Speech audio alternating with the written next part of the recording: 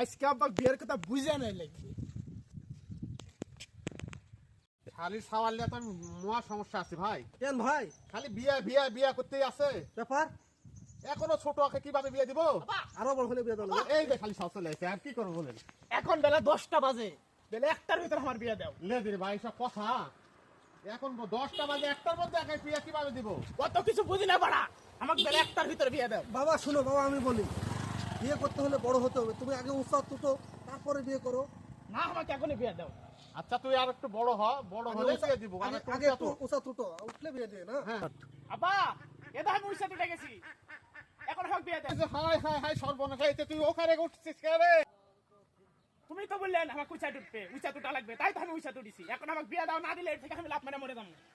এটি লাভ মারবো, এই জায়গাতে মরবো। বিয়ে দাও আমার।